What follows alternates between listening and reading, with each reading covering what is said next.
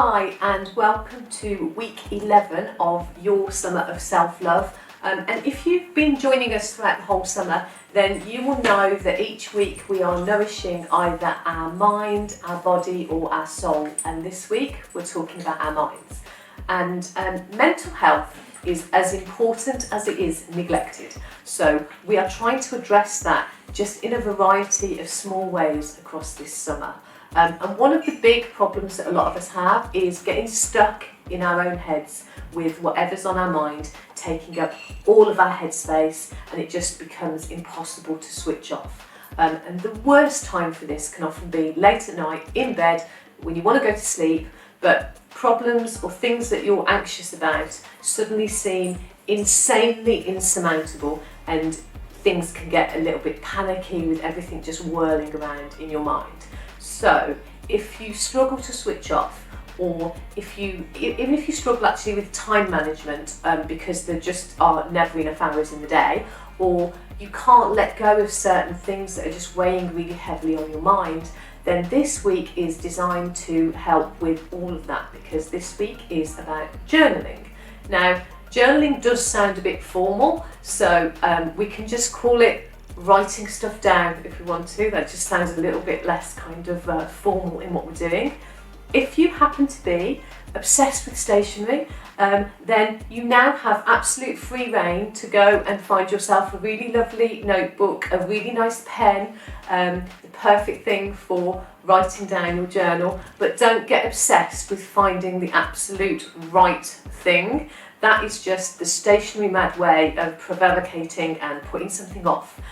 So now about journaling. There is no right or wrong way to journal. If you have never done anything like it before, then sit down, preferably at either the start or the end of the day, and write down whatever the things are that are filling your head and crowding your brain.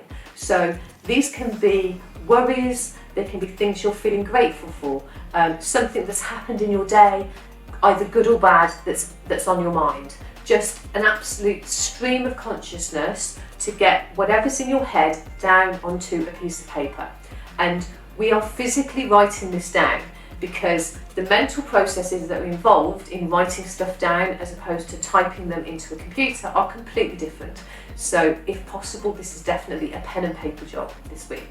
If you want to then go on and introduce a little bit of structure into what you're doing, then there are loads of tips on journaling around. I would say have a Google and just look at them all. But as a kind of small starting point, find the time of day that suits you best first up. So it's very often recommended to journal at the very start of the day, because then you can write down your dreams before they kind of disappear throughout the day, and sort of anything you've thought about during the night. But mornings can also often be crazily busy, and personally, I am in no way a morning person. I am in a terrible mood every morning. I do not want to sit and write anything down when I'm feeling in that mood. So personally, I would prefer to journal of an evening at the end of the day. I'm generally feeling a lot better at that time of day.